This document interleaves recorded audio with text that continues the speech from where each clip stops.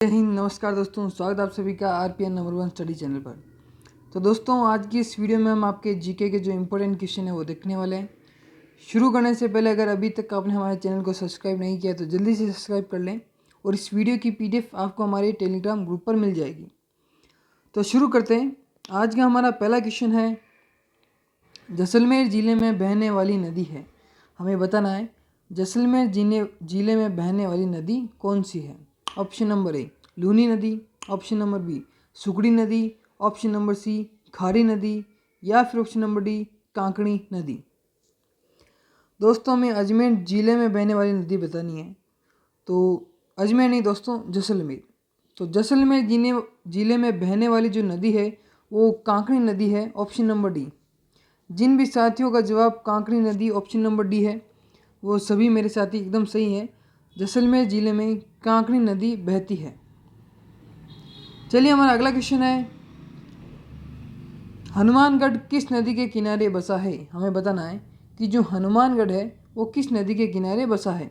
Option number ए लूनी नदी, option number B Banganga नदी, option number सी सतलज नदी या फिर ऑप्शन नंबर डी घग्गर नदी। तो दोस्तों, जो हनुमानगढ़ है वो आपके घग्गर नदी के किनारे बसा है, यानी कि option number D. Option number D Ghaggar नदी आपका सही जवाब हो जाएगा। चलिए, हमारा अगला क्वेश्चन है, बीछामेड़ा किस नदी का उद्गम स्थल है। हमें बताना है कि जो बीछामेड़ा स्थान है वो किस नदी का उद्गम स्थल है। Option number A Kantli, option number B Som नदी, ऑप्शन नंबर सी बेड़च नदी या फिर ऑप्शन नंबर डी बाणगंगा नदी। तो दोस्तों, जो बीछामेड़ा है वहाँ से आपके सोम नदी जो है वो शुरू होती है, अतः सोम नदी का जो उद्गम स्थल हो जाएगा वो आपके बीछामेड़ा हो जाएगा।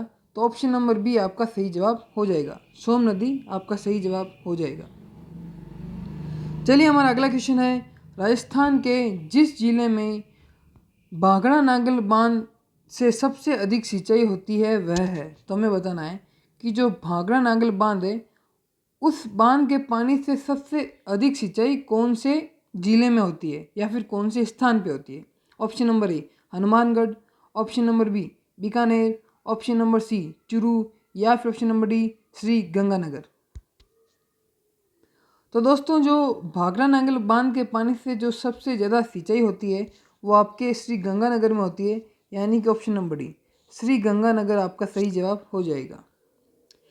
चलिए, हमारा अगला क्वेश्चन है, सोम कमला अंबा सिंचाई परियोजना एक सिंचाई परियोजना है जिसका नाम है सोम कमला अंबा सिंचाई परियोजना। तो हमें बताना है कि ये किस जिले में है। Option number A Dungarpur, option number B Chittorgarh, option number C Udaipur या फिर ऑप्शन नंबर डी बांसवाड़ा। तो दोस्तों, जो सोम कमला अंबा जो सिंचाई परियोजना है वो आपके डूंगरपुर जिले में है, यानी कि option number A Dungarpur, option number ए आपका सही जवाब हो जाएगा। चलिए, हमारा अगला क्वेश्चन है, सिद्धमुख नहर परियोजना जो आपकी परियोजना है सिद्धमुख नहर परियोजना ये भारत के किस राज्य में है, ये हमें बताना है। Option number A Uttar Pradesh, option number B Gujarat, option number C Rajasthan या फिर option number D Madhya Pradesh. तो दोस्तों, जो आपके सिद्धमुख नहर परियोजना है वो आपके बिल्कुल राजस्थान में ही है। हम राजस्थान जीके पढ़ रहे हैं तो बिल्कुल ये परियोजना राजस्थान की है। ऑप्शन नंबर सी राजस्थान आपका सही जवाब हो जाएगा। चलिए, हमारा अगला क्वेश्चन है, राजस्थान के किस जिले में गुड़गांव नहर से सिंचाई होती है। तो हमें बताना है कि राजस्थान के कौन से जिले में गुड़गांव नहर से सिंचाई होती है। Option number A Jhunjhunu, option number B Bharatpur, option number C Dholpur या फिर ऑप्शन नंबर डी सीकर। तो दोस्तों, जो गुड़गांव नहर से जो सिंचाई होती है वो हमारे भरतपुर ज़िले में होती है, यानी कि ऑप्शन नंबर बी भरतपुर ज़िले में गुड़गांव नहर से सिंचाई होती है। ऑप्शन नंबर बी भरतपुर आपका सही जवाब हो जाएगा। चलिए, हमारा अगला क्वेश्चन है, विलास सिंचाई योजना संबंधित है। तो एक सिंचाई परियोजना है जिसका नाम है विलास सिंचाई योजना। तो हमें बताना है कि ये कौन से क्षेत्र से संबंधित है। ऑप्शन नंबर ए कोटा से, ऑप्शन नंबर बी बूंदी से, ऑप्शन नंबर सी चूरू से या फिर ऑप्शन नंबर डी झालावाड़ से। तो दोस्तों जो विलास सिंचाई योजना है वो आपके कोटा से संबंधित है, यानी कि ऑप्शन नंबर है कोटा आपका सही जवाब हो जाएगा।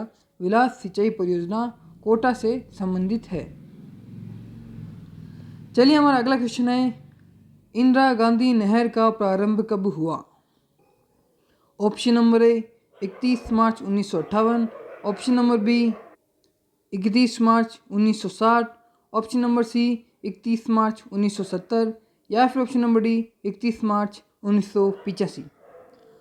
दोस्तों जो इंदिरा गांधी नहर है उससे एग्जाम में कई बार क्वेश्चन आता है। इंदिरा गांधी नहर है जो काफ़ी इंपॉर्टेंट है। तो इस क्वेश्चन का जो सही जवाब होगा वो होगा ऑप्शन नंबर ए 31 मार्च 1958। 31 मार्च 1958 को ही इंदिरा गांधी नहर जो परियोजना है उसका प्रारंभ हुआ था। तो ऑप्शन नंबर ए आपका सही जवाब हो जाएगा। चलिए हमारा अगला क्वेश्चन है, इंदिरा गांधी नहर परियोजना में लिप्त नहरों की संख्या कितनी है? दोस्तों इंदिरा गांधी जो नहर है वो कई नहरों से मिलकर बनी है। तो हमें बताना है कि इसमें ये कितने नहरों से मिलकर बनी है, तो उसकी हमें संख्या बतानी है।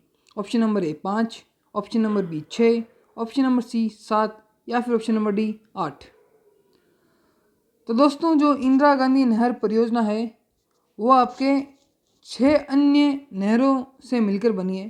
तो ऑप्शन नंबर बी 6 आपका एकदम सही जवाब हो जाएगा। चलिए हमारा अगला क्वेश्चन है, राजस्थान नहर का निर्माण निम्नलिखित में से कहाँ हुआ? ऑप्शन नंबर ए रावी से, option number B Rajasthan feeder की समाप्ति से, ऑप्शन नंबर सी हरी के बैराज से या फिर ऑप्शन नंबर डी इनमें से कोई नहीं। तो दोस्तों हमें राजस्थान नहर के बारे में बताना है। तो इसका जो निर्माण हुआ तो वो आपके राजस्थान फीडर की समाप्ति से हुआ। तो option number B Rajasthan feeder की समाप्ति से ही राजस्थान नहर का निर्माण हुआ। तो ऑप्शन नंबर बी आपका एकदम सही जवाब हो जाएगा। चलिए अगला क्वेश्चन है हमारा, निम्नलिखित में से कौन सा एक कारण राजस्थान के मरुस्थलीकरण का नहीं है? तो हमें नहीं बताना है कि राजस्थान में जो मरुस्थलीकरण है उसका कारण नहीं है। ऑप्शन नंबर है शहरीकरण, ऑप्शन नंबर बी अनुचित मृदा एवं जल प्रबंधन, ऑप्शन नंबर सी अतिचारण या फिर ऑप्शन नंबर डी वनोन्मूलन। तो दोस्तों जो राजस्थान में मरुस्थलीकरण का जो कारण नहीं है वो है अतिचारण। अतिचारण जो है वो मरुस्थल का कारण नहीं है। तो ऑप्शन नंबर सी आपका सही जवाब हो जाएगा। इसमें हमें नहीं बताना है, तो नहीं आपके अतिचारण हो जाएगा। चलिए हमारा अगला क्वेश्चन है, राजस्थान के किस क्षेत्र में सागवान के वन पाए जाते हैं? तो हमें बताना है कि जो सागवान के वन हैं वो राजस्थान के कौन से क्षेत्र में पाए जाते हैं। ऑप्शन नंबर ए मध्य राजस्थान में, ऑप्शन नंबर बी उत्तर दक्षिण राजस्थान में, ऑप्शन नंबर सी उत्तर पूर्वी राजस्थान में या फिर ऑप्शन नंबर डी दक्षिणी राजस्थान में। तो दोस्तों राजस्थान में जो सागवान के वन है वो आपके मध्य राजस्थान में पाए जाते हैं। तो ऑप्शन नंबर ए मध्य राजस्थान आपका एकदम सही जवाब हो जाएगा। चलिए हमारा अगला क्वेश्चन है, राजस्थान में किस जिले में सिल्वी कल्चर की जाती है? तो ये खेती का प्रकार है सिल्वी कल्चर। तो हमें बताना है कि ये कहाँ पे होती है। Option number A Kota, option number B Ganga Sagar, option number C Banswara या फिर ऑप्शन नंबर डी बूंदी।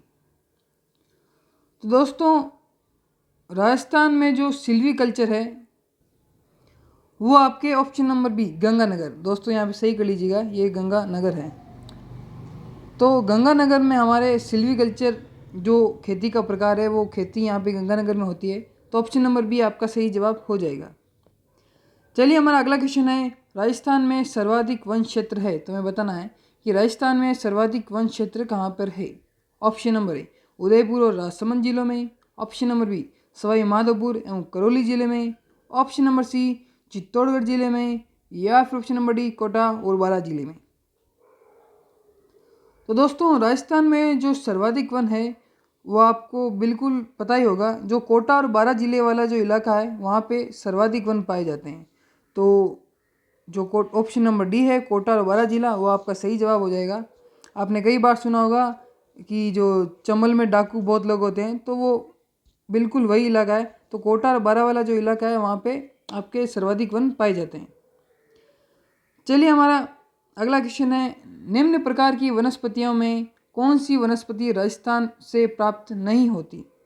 तो हमें बताना है कि कौन सी वनस्पति है जो राजस्थान में प्राप्त नहीं होती। ऑप्शन नंबर ए उष्णकटिबंधीय कंटीली, ऑप्शन नंबर बी उष्णकटिबंधीय शुष्क, ऑप्शन नंबर सी उष्णकटिबंधीय मरुस्थलीय, या फिर ऑप्शन नंबर डी उष्णकटिबंधीय तट पतझड़ी।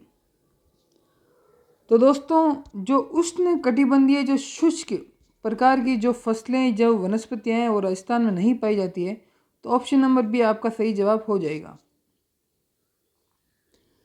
चलिए हमारा अगला क्वेश्चन है, सागवान रोपण हेतु सबसे उपयुक्त जिला है।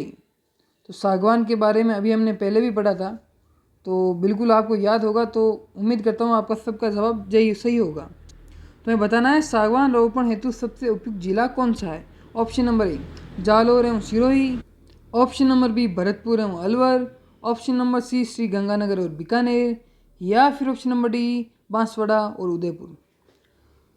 तो दोस्तों जो सागवान रोपण के लिए जो सबसे उपयुक्त जिले हैं वो आपके भरतपुर और अलवर है। ऑप्शन नंबर बी भरतपुर और अलवर जिला आपका सही जवाब हो जाएगा। ऑप्शन नंबर बी आपका सही जवाब होगा।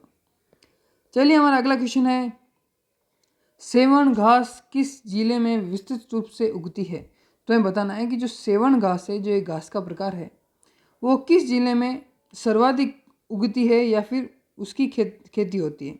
Option number A Barmer, option number B Sikar, option number C Jaisalmer, या फिर ऑप्शन नंबर डी जोधपुर। तो दोस्तों जो सेवण घास है वो जब सबसे विस्तृत जो आपके है वो जैसलमेर जिले में पाई जाती है। तो ऑप्शन नंबर सी जैसलमेर आपका एकदम सही जवाब हो जाएगा। सेवण घास है जो जैसलमेर में सर्वाधिक उगती है। चलिए हमारा अगला क्वेश्चन है, निम्नांकित जिलों में से किसमें वन क्षेत्र का सर्वाधिक प्रतिशत पाया जाता है।